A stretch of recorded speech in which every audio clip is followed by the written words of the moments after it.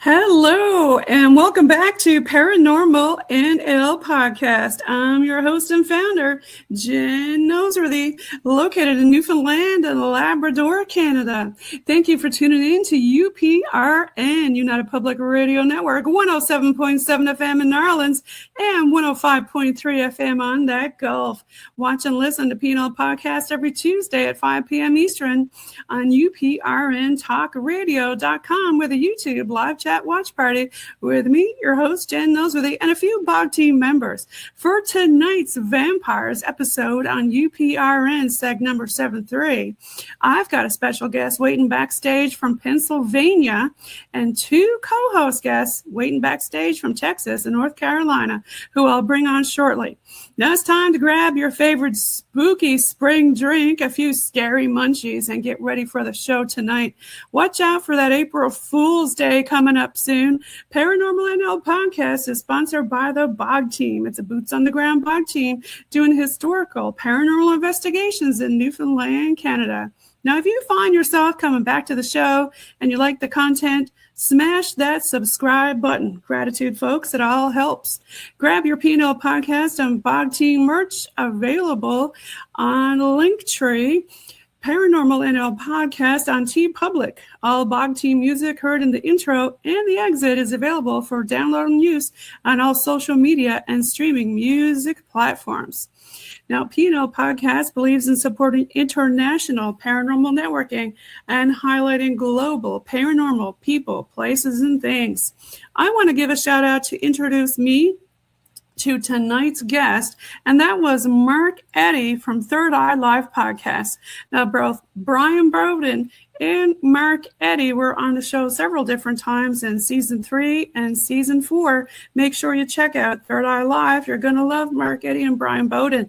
Now, let's bring on one of our co-hosts on stage tonight. Let's see. I'll bring Dr. Judd Burton on first. Hello. Welcome back, Dr. Burton. Well, hello, Jen. It's good to be back. Yes. Do you want to give a shout out to the UPRN folks listening and tell a little bit about yourself again? Sure, always. Thanks for the opportunity. And my name is Dr. Judd Burton. I'm the Director and Senior Fellow of the Institute of Biblical Anthropology. I'm a historian and anthropologist by training and have written a number of books, and excited about tonight's topic because it's one that I've touched on in my writing and research. Yes, you've done a lot on vampires. It's going to be a good show. Now, let's bring on the stage our other co-host, Rob Shelsky, coming in from North Carolina. Welcome, Rob. Oh, thank you for having me. It's good to be here again. It's going to be a regular thing. Yes, thanks for co-hosting. I really appreciate it. So do you want to give a shout out to yourself or the listeners across the world on UPRN? Sure. I'm Rob Shelsky. I'm an author. I've written over 82 books. I've been a MUFON field investigator. I dabble in all the esoteric things of cryptids, that sort of thing. And I really enjoy it. It's, fun to be curious and to try to learn new things. It is indeed. And now we're going to bring on our main guest. Watch out. Here he comes. It's Gene Allen Conrad. Welcome, Gene. Thank you, Jen. Thanks for having me on tonight. Thanks for coming on, UPRN. So, Gene, do you want to tell the folks listening a little bit about yourself? Sure. I worked for a daily newspaper many years ago as a reporter and columnist.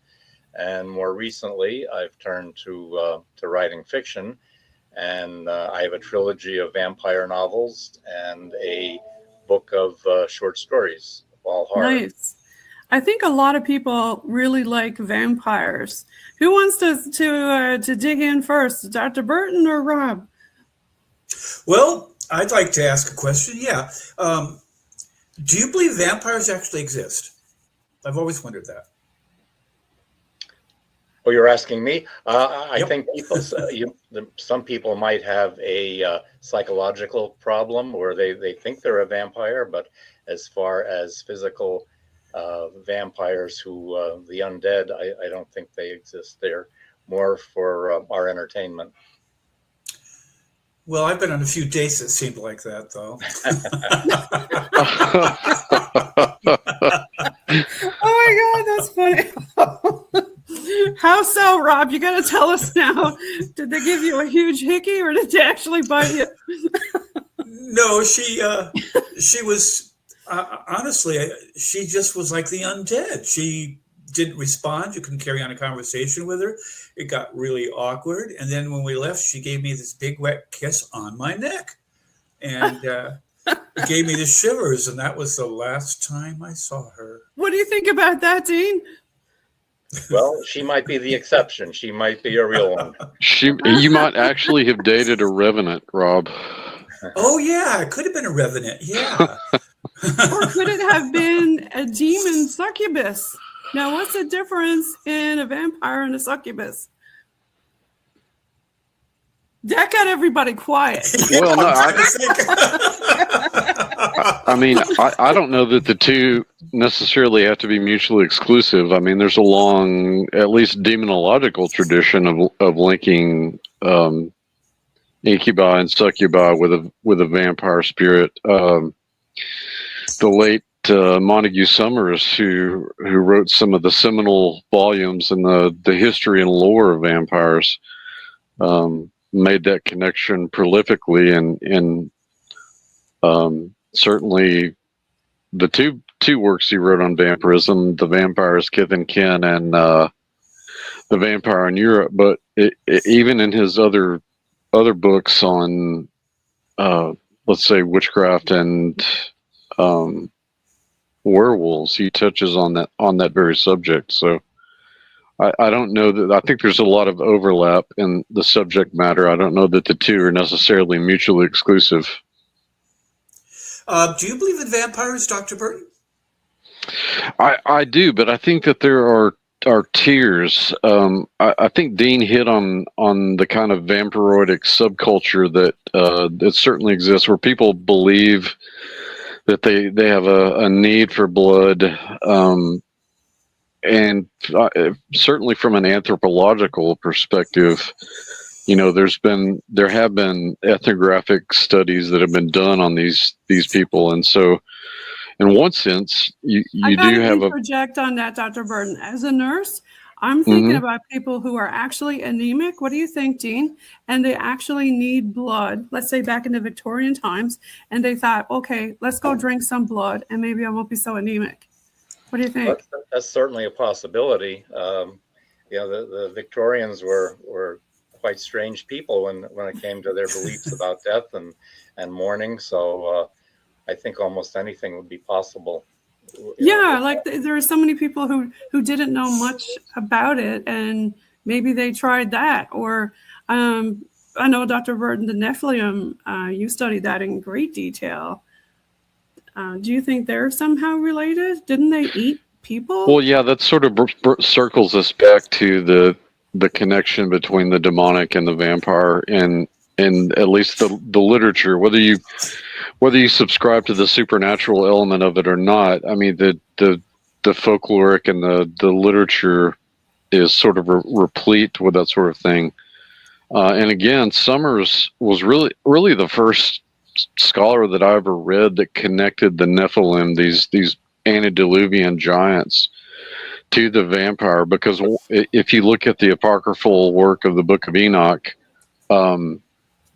part of the judgment on the Nephilim, the giants, is that they're destroyed in the deluge. Their bodies are destroyed, but their spirits survive, and they become kind of the demons of Second Temple period literature. And Summers connects their appetites for blood and physicality to their, Dean, don't they turn into bats, right? To me, that kind of sounds like a crossover. Like he said about them turning into phantoms. Isn't that what vampires do? In some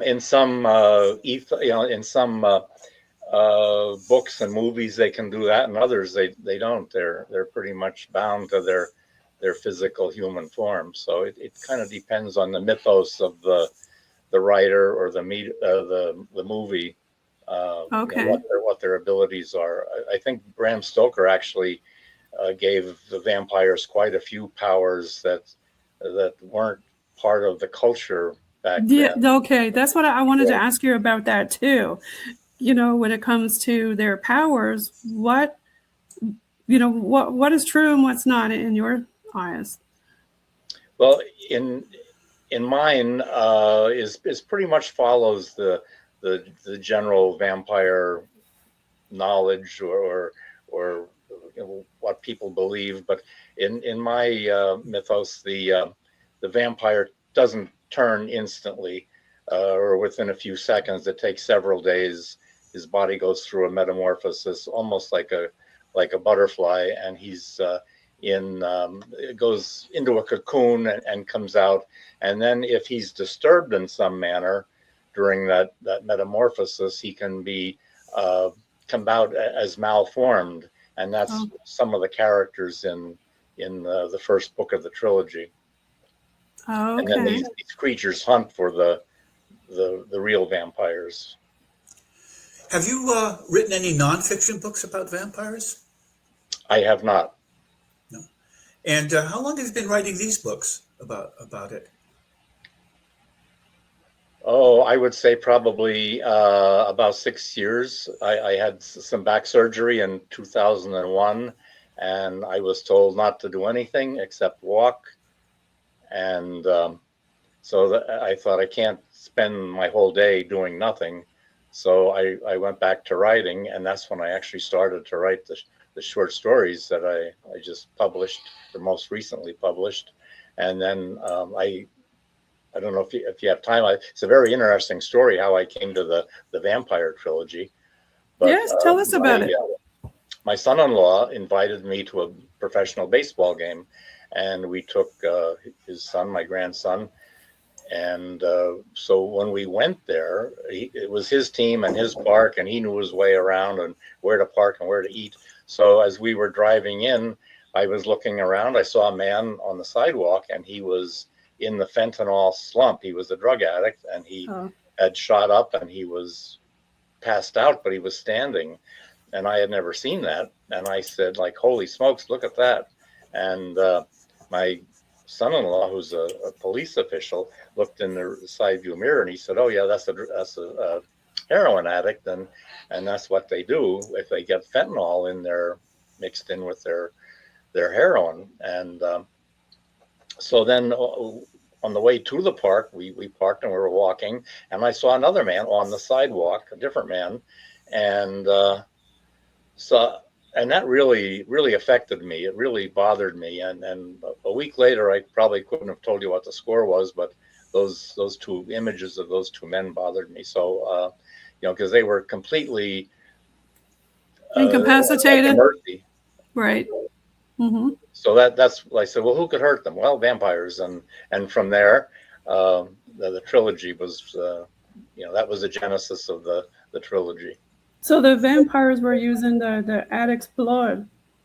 Right, because they were easy prey, and they because the vampires didn't like the tainted blood with the drugs in them, they kept them in cages, and they let their blood clear, let them go through the horrors of withdrawal, and then when their blood was clear, they drained them. That's so sad. A lot of homeless people, they don't have family, they don't know where they are, and they disappear, and nobody knows what happens to them. Exactly, and that's one of the elements of this book, that when people disappear, they don't know, their friends don't know if they went into rehab, if there was an intervention, and mm-hmm. their families took them away, and so they just disappeared. Wow. Now, Rob, you were holding up your cat earlier. Do you think that cats are some kind of vampires? Because they know had a bite, hey, Gene? No, but they are demons, let me tell you. They really are. That's Oliver, by the way. Oliver. Hi, Oliver. Yeah, that's Oliver, yeah. He keeps getting up on my laser printer. I have to keep pulling him off of it. Now, is it true, I know there's a lot of different kinds of bats, right? There are bats who actually do feed on animals, right? Vampire bats. There are, yes. Yeah. How about, do they feed on humans too? Do you think if there was a homeless person passed out on the street, they would go feed on them too? Aren't they the tropics? I would imagine they would. Yeah. I thought they were on tropical islands, aren't they? Or are they? Or this sounds like the start of a zombie apocalypse war, because don't they cause rabies? Well, right? They can. But, I mean, most of the sanguivore species of bats live in, like Rob pointed out, in tropical regions. But yeah, they would feed on people. We've got accounts going back of, sailors, for instance, had to be careful about sleep, because most of the crews would sleep out on decks back in the kind of the age of exploration, the early modern into the 18th century. Had to be into the 19th century too. Had to be careful about sleeping on decks in tropical regions, because those bats would feed on them. That's not good. You wake up with something munching on you. Well, cats do that too. No, True. Wake me up. It's feed me o'clock. That's all right. So going back to the vampires, I'm interested in all, I guess the classical kind of stuff. So is it true, they don't see a reflection in the mirror, and they're not allowed in your house unless you invite them in? That's supposed to be true. I think they were both elements that Bram Stoker introduced. So I think they were part of the folklore. Before. Yeah. And then there's the wooden stake versus the, what is it, Dr. Burton? Is it silver bullet, or is that a werewolf? Well, the variety of apotropaics that were used against vampires varies from culture to culture. Dean's right. Stoker did, and he did invent a lot of attributes and dispatchments for vampires. He took inspiration from Eastern European folklore, but the means of dispatchment and keeping them at bay are as varied as the species of vampires themselves. I think about like with the cross and stuff like that with the demons and how they're supposed to be afraid of the cross, and it kind of crosses over with vampirism, doesn't it, Dean? Yes. Yeah. Yeah, demons are unholy and nasty, and so they would be, I'm sure, the cross would revolt them. Have you interviewed many people, Dean, about like vampires and that? Sorry, Rob. That's okay.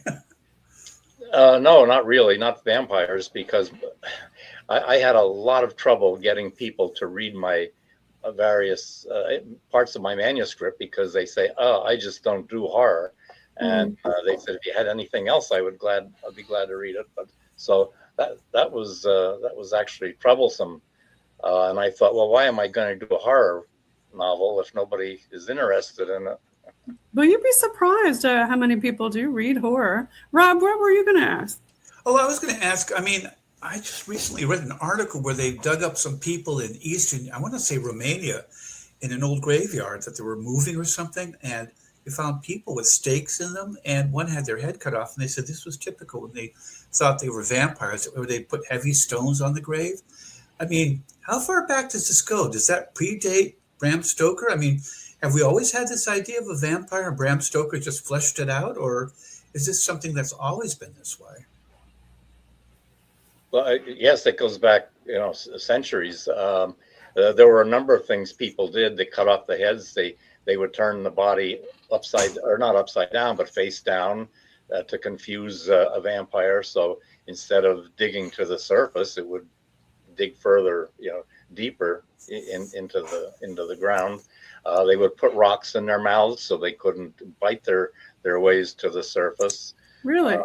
They would drive stakes through their bodies to pin them into the grave. So there were a number of, they would burn the bodies, they would cut out the hearts. Some of the stuff was pretty gruesome, but they thought it was effective. Do you think they killed them because they were vampires and then did this? Or do you think the people just died natural deaths and then they thought they were vampires, so they did this? I think a lot of this treatment was post-mortem. I think a lot of people might have died of tuberculosis, so they were coughing up blood, and the people assumed that, if he's coughing up blood, he's drinking blood. Does it go back further into ancient stuff? For example, I want to think about the mummies. If somebody thought that somebody was a vampire, I'm thinking, wasn't there some sort of a technique where you weren't mummified and they just threw you in there like that? It's possible. I'm not that familiar with all the Egyptian processes, but I think that would make a cool book. Yeah. That would make a cool book for you to write, an Egyptian mummy. Well, I think they made a movie out of it called The Mummy. No, that's not a vampire, though. I was thinking a vampire mummy. But the thing that they buried, though, well, I'll let Dr. Burton speak. He's the ancient expert. Oh, well, obviously, the Egyptians were obsessed with immortality, with the afterlife. So there's certainly the theme of rebirth and resurrection there. And I was kind of circling back to what we were talking about earlier about the means of keeping vampires at bay, and the connection with blood. Amongst other things, the Egyptians, and in fact, a lot of peoples in the ancient Near East, believed that garlic would ward off evil spirits. The Egyptians write about this. The Akkadians, the Amorite Babylonians, they all have literal spells and liturgies used in conjunction with either the consumption of garlic or the ritual placement. Really bad breath, or did it actually work? Well, I think again, I don't know that the two need to be mutually exclusive. You have bad breath, and you're going to ward off somebody, right? And some people say if you eat enough garlic, you sweat garlic and actually smell like garlic. Well, there may be an ethnobotanical theme here too, because we know now that garlic is a blood cleanser. Yes, it is, and we know that sort of via the lens of science, but it's good for the heart. Yeah, it's good. Generally, cardiovascular health is improved by the consumption of garlic. That's been borne out by all kinds of studies, and the ancients, came to that knowledge with a combination of observation and a supernatural worldview. But in terms of fodder for vampire stories, Egypt, I would think, would be a very fertile ground. I think Anne Rice, she did that. I think most of her ancient vampires actually came from Egypt. Oh. Yeah, that's right. I forgot about that. Yes, that's true. Mm-hmm. Because they live in the dark, right? Like they like to be in the casket, shall we say? And the light, is that Bram Stoker, or is that more hold truth? I'm thinking it holds more truth, because when you think of spirits and evil spirits, they always say on Spirit Box, we like to live in the shadows. Turn off the light, so that way they can move around easier. Well, there's a thought. You don't suppose vampires could be shadow people, do you? That's the thing. Are they? I hope not. What do you think? I don't know. Are shadow people just an image, or are they actually corporeal? That they are solid? Evidence shows they're corporeal, at least in some cases. That there is an entity physically called the Hat Man that is worldwide. Yep. That is as black as Rob's shirt, and when it moves around, it looks real, right? Maybe from another dimension or something. But why is it wearing a hat, a fedora? Well, we interpret it as a fedora. It could be a sombrero.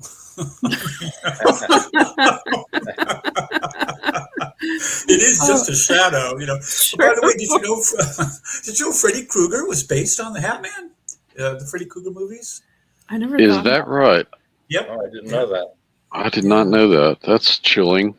Do vampires have claws too? And Freddy had big claws, didn't he? Yeah, they were metal though, weren't they? Yes. Yeah. Yeah. Fake. Now, my vampires can extend their claws when they are hunting or they're about to dispatch some poor victim. But okay. And the same way with their teeth, their fangs, they can extend them. Are your vampires kind of one-dimensional as far as their behavior? I mean, are they all evil, or are there any good vampires? Or, I mean, in your opinion, or in your books, did you? Or are they all just really hangry?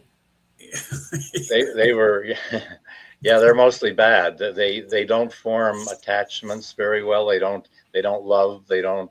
The only thing now, again, in my mythos, it's a little bit different.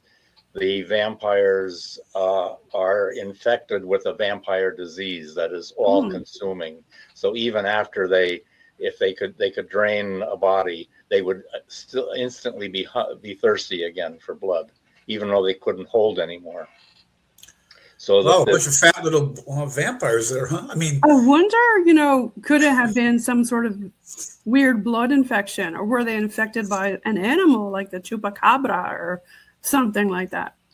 Well, they would be infected by the bite of another vampire, and that bite would infect them with the vampire disease that would take hold of it. And that's the disease would create this cocoon that would cover the vampire's body for 3 or 4 days, and then it would change the cells in the body to be dependent on this disease. So like a zombie, hey?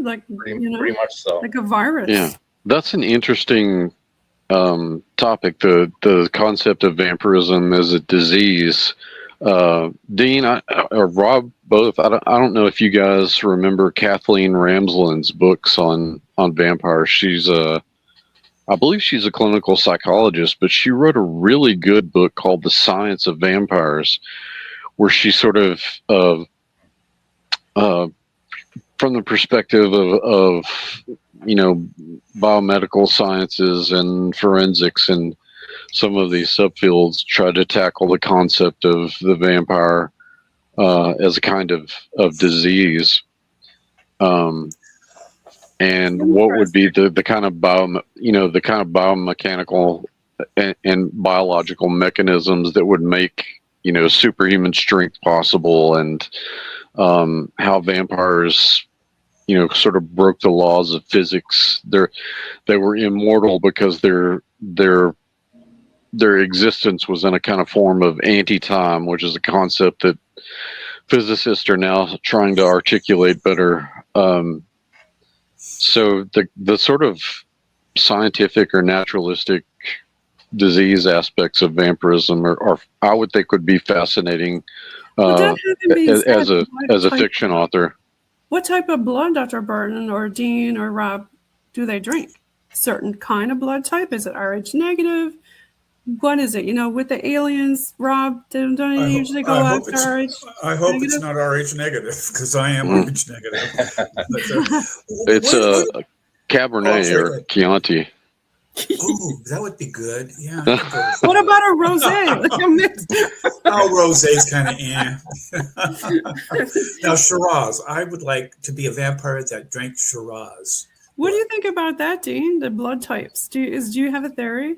Well, my vampires, they will drink human blood. They can survive on animal blood because one of the vampires in the trilogy decides that he doesn't want to take any human lives. He was turned into a vampire reluctantly, and that's the name of the third book, The Reluctant Vampire. So he goes through the book trying to avoid taking human life, stealing blood from blood banks and hospital laboratories, things like that. But no matter when he runs into a human, he usually ends up killing them by accident. Couldn't resist. I'm sorry? He couldn't resist. Yes. Temptation. I have another question. Where do vampires come from originally? And your book must have some kind of background as to how they originated, right? Mine does not have an origin story, but some of the ones are in it are very old, centuries old. In fact, the one danced with Napoleon and was a minor nobility. So she does not like to do any work. She likes her victims brought to her. Now she can hunt herself, but in the first book, she's kind of dependent on these creatures that are malformed vampires who bring her victims. Dr. Burton, I had a question for you too. Shoot. When it comes to the origin of vampires, didn't the biblical character Lilith, wasn't she considered like the mother of vampires or something? Well, Lilith is a fascinating character.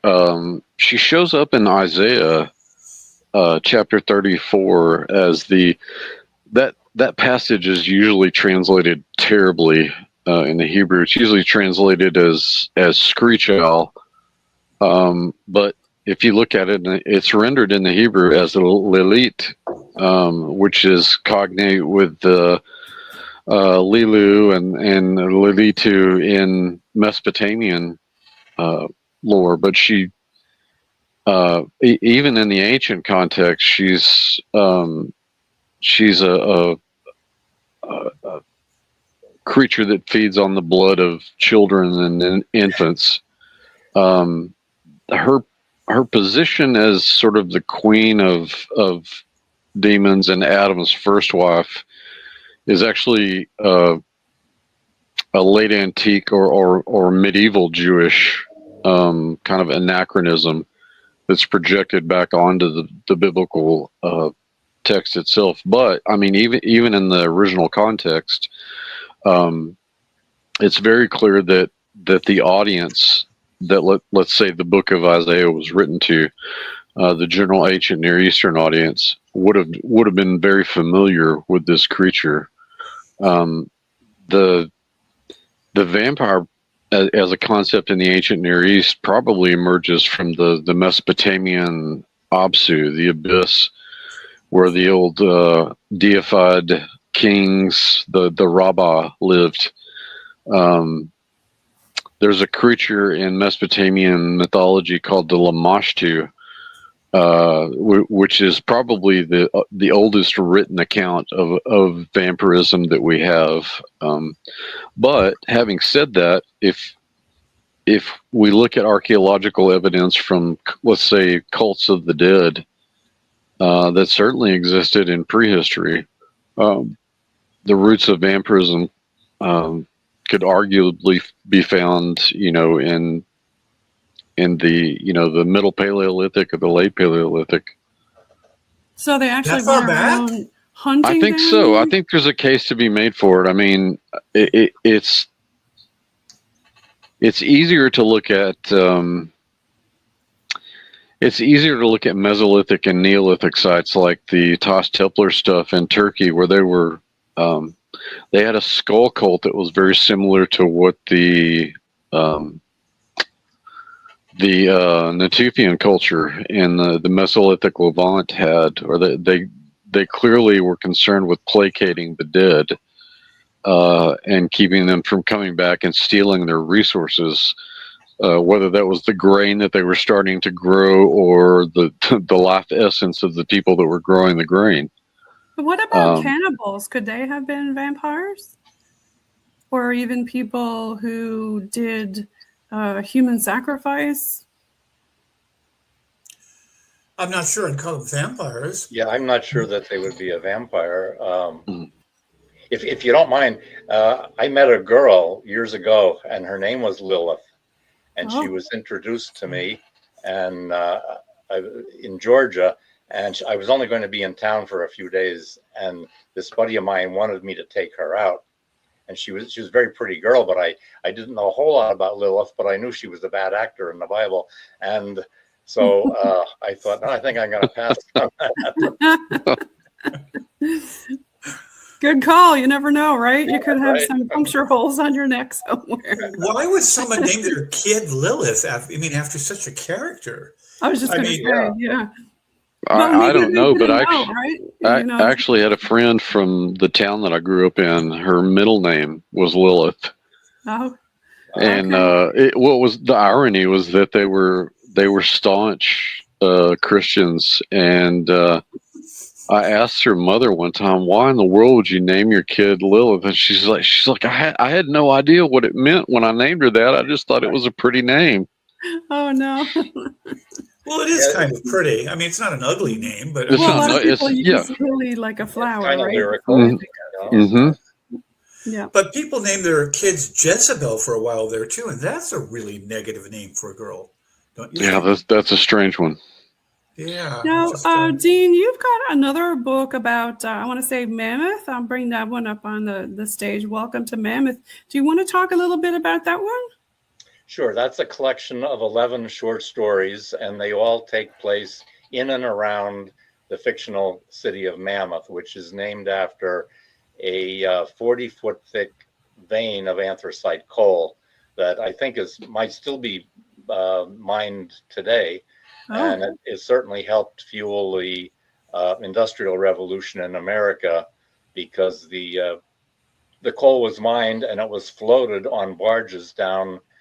This is before railroads were installed, down the Schuylkill River to Philadelphia, and then it was from there used in manufacturing in Philadelphia, and then transshipped to other countries. What is it about mines that bring around so many paranormal and I guess horror type of stuff? Did that spark you to write that book? Well, it was actually it was my editor's idea to name it "Welcome to Mammoth." Oh, okay. Because she said, all these stories are set in and around this city of Mammoth, and she said you ought to do something with Mammoth. And I said, well, how about like a billboard with like "Welcome to Mammoth" on it, and then that became the book cover. So did that town? I guess all the libraries in town have that book. I believe they do. And I love the imagery there. It's reminiscent of Lynch's Twin Peaks. You know, Yes. where you get the Yeah, sign as you're coming yeah. into town. Yes, it is. Now, Dr. Burton, don't you have some books in your hometown? I did. I wrote a book called The Paranormal Big Country about the paranormal history of the region of Texas that I grew up in. Fun. Love paranormal stuff. Mm-hmm. Dean, what do you got in the background there? Are you growing some stuff there? I always like to look at the guest background.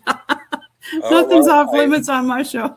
Over here is a bookcase, and then there's this orange thing is just some empty containers that I probably should. I meant to move them for the broadcast, but Oh, I thought you were getting ready with your seedlings because it's that time of year to start growing some stuff. I used to do a lot of that, but not anymore. Yeah. So tell us. I have grandkids now, so. Oh, the grandkids. Now, do you tell the grandkids stories about vampires? But my oldest one, who's 9, he's very proud of the fact that he has a copy of one of my books, and I autographed it for him. So, and he keeps it in his bedroom on a shelf, and he's starting to like paranormal things and creepy things. It's kind of like I was. It scared me crazy, but I still couldn't look away. I had to be. When we were a kids, my grandfather, I guess he must have had some sort of dentures or something, but he would say, turn around, and then you'd turn your head back, and then he'd have them done in some kind of a crazy fashion that made him look like a vampire. And we don't know how he did it, but there was a certain part of his house where he would say that he would go through the wall, and you would turn around, and all of a sudden he'd be on the other side of the wall, and we could never figure it out when we were kids, right? Well, how did he do it? I don't know. I have to ask my brother still today won't tell me. So we grew up thinking that a Pop was a vampire. And this was in Texas? No, this was here in Newfoundland. But this was just good fun, though, Yeah, sounds terrific. How to terrorize your children in one easy lesson. No, we knew it was all baloney. I mean, he used to dress up for Santa Claus and stuff like that. I knew it was him because I knew his voice, right? So, but you know how it is with kids. You got to keep, going along with the flow. And how old were you at the time that was happening? About what, 18, 19?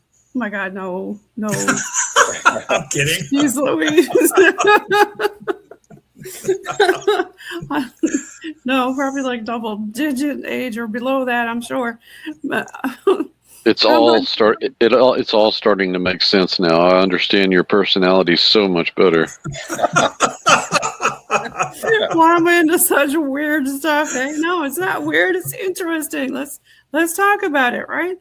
But from a nursing standpoint, you get to see so many different weird things and weird diseases and stuff, and you wonder, oh gosh, you watch that movie. What is it with Brad Pitt? Zombies? What was it called? Zombie Apocalypse. World War Z. It was based on the World book. War Yeah. Yeah. So, Dean, can a vampire know who's infected and who's not when he's looking for blood? Can he walk up behind you and smell your blood and right? How did that movie end? I never watched it all the way through. How did that movie end? Good or bad? Oh, Judd, I'll let you tell that. I want to say that I know what happened. They found I can't remember exactly. I want to say that they found a cure, but Here's the thing. He saw a girl in the crowd, and all the zombies were going past the girl and didn't even look at her.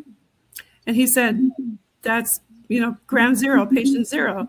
So we found her, and she was infected with this really weird disease, and they didn't want to bite her because then they would get sick. So in order to do the cure, he went into this lab and shot himself up with all this disgusting stuff. And of course, he could walk through the zombies because the zombies didn't want to bite him because they knew he was sick. So what do you think about that, Dean? Do you think that vampires, when they walk amongst people, even, you say addicts in the street, do they know, okay, this person is sick, this one's not, I'll have this one for lunch? My vampires didn't discriminate that much. They did have a very acute sense of smell, so they couldn't say, well, you have O positive or you have O negative blood, but they would they could track somebody by blood, and one of the vampires does that in the novels.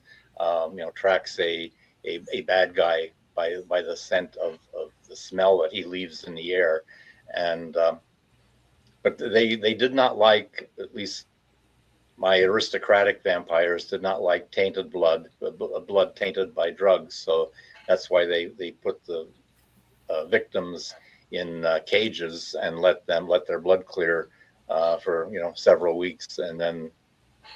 Here's a question. We're talking about cryptids. Would a vampire go after a Bigfoot or a werewolf, and who would win?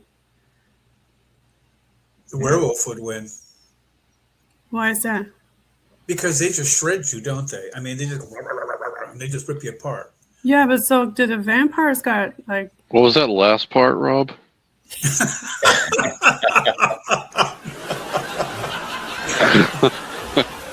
A laugh track, wouldn't you know? Yeah. That's a great question. I if it was, hey, look, I'd watch that on streaming. I mean, if that was a pay-per-view event. I was just trying to say I'd pay money to see that. Yeah. But Dean, couldn't a vampire just fly away like Batman? That's possible. Yeah, he could do that where the other two, Bigfoot and the werewolf, couldn't. Although some people believe that Bigfoot is paranormal and can change and disappear. So I don't think he can. I think he can just cloak himself. I don't think he can like poof disappear. Because you can still smell him. You'll still smell him. I was going to say Bigfoot smell-o-vision. Yeah. They really need to take a bath or something. Well, maybe the vampire would be turned off by the so-called the smell. The stench. Maybe. Yeah. How many books have you written, Mr. Conrad? Total. How many have you written? I have 4, and I'm working on a 5th. And you've been can you for give how us long? a little tidbit about your 5th one? Oh yeah, that's a good idea. Well, this one is actually a kind of a mainstream novel. It's about a college student, the relationship between a college student, his father, and his girlfriend. And I call it the summer of our discontent rather than winter of our discontent, which actually isn't it a season? This is the season of our discontent, the Shakespeare? Summer. Oh, I mean your I book, don't know, yes. but I'm pretty upset. Made glorious by this son of York. Yes. Well, I can't wait for how summer. does it go, Dr. Burton? How does it go? Now's the winter of our discontent, made glorious by the son of York. Oh, it is the winter of discontent, because somewhere I read season. I thought, I've always been saying winter. Mm-hmm. So Richard III says the winter of our discontent, but the girlfriend in this novel says, that she's going to be separated from her boyfriend, and she says, years from now we'll laugh about this separation and we'll call it the summer of our discontent. So. Nice. Thank you for the tidbits. Yeah. Oh, you're welcome. Is that coming out on paperback, or are we going to expect that one also on audiobook? I don't have any audiobooks. I would really like to put these ones I have on audio, because I always said I would do audiobooks because my mother went blind, and she was a great reader and relied on, back then it was books on tape. Yes. So she relied on them, and she read. Yeah, they're really nice. Are you on Amazon? Are you on Amazon? Yes. Amazon, I've been doing it. All my books are now on audio. They're doing a free beta program, where they will do an audiobook for audiobooks of all your books for free. And you can pick English, male, female, American, all of that. So all my books are now in audio, and they're selling. They actually are selling it, and it's only been like a week. So you might want to do that, Yeah, when I go to book signings, people say, do you have audiobooks? Because people like to read them or listen to them in the car. And yeah, they do. You know. Now, if you're not using Amazon, I've got a few podcasters who are actually doing voiceovers for books and reading for books. If you're looking for the old-fashioned way like that, or Rob, the way that you're doing it, is it like an AI voice or is it a human voice? It sounds human, but I'm assuming it's AI. But I mean, if the English, I'm using an English voice for like my cozy murder mystery set, The Constables, and that is a British. It's getting really hard to distinguish that it's getting so good now. Yes, yeah, but sometimes they make mistakes. They'll say a certain word the wrong way, completely the wrong way. I mean, yes, and the pacing of the phrasing is sometimes awkward, but give it a couple of years, and I mean, look at the pacing was pretty good, and the emphasis is incredible. It's like really okay. I was really amazed. Yeah, it's scary, you know. But that's a great idea for a book. I think I'll write it and use AI to get it written before you do yours to get mine published. Actually, I think what you're writing is actual literature, and I'm no good at that. I just don't have the propensity for writing anything really good like that. I have. Gene, you want to give a shout out to the folks listening around the world on UPRN where they can find your books? And I've got, let's see, you know what? I don't think I have the banner pulled up throughout this whole episode. Oops, here we go. There it is. You can find everybody's website there on the banner on the bottom. And do you want to give any shout outs to any of your subscribers or your fans? Now's the time. I do have a website. It's www.deanalanconrad.com. It's Alan, A-L-A-N. And I have an Instagram page and a Facebook page. And my books are available at the Haunt Coffee Paranormal Coffee Shop in Wilkes-Barre, Pennsylvania, the Schuylkill County Historical Society, Otto's Bookstore in Williamsport, Ingram's Park if you're a store or a library, and other places, and of course Amazon. Yes, perfect. Thank you so much, Gene, for telling everybody where to find your stuff. Thank you for having me on the show tonight. And Rob, do you want to give a shout out to where folks can find your stuff? Yeah, you can find it on Amazon, or you can find it on what was that I just heard? It was a drum roll. Oh. Sorry. They've got sound effects now. Oh, yeah, gosh. we do. Lots of stuff to play with. Amazon and Simon & Schuster, Permuted Press, and there is some other independent publications. But yeah, I'd go with Amazon. You can get everything there, or almost everything. Yeah. Okay, perfect. And Dr. Burton, how about yourself? Do you want to give a little shout out to where folks can find your stuff? Sure. The easiest way is to go to burtonbeyond.net, and you'll find the coursework that I offer, and you can get my books there. I'm in the process of moving my catalog over to Amazon right now.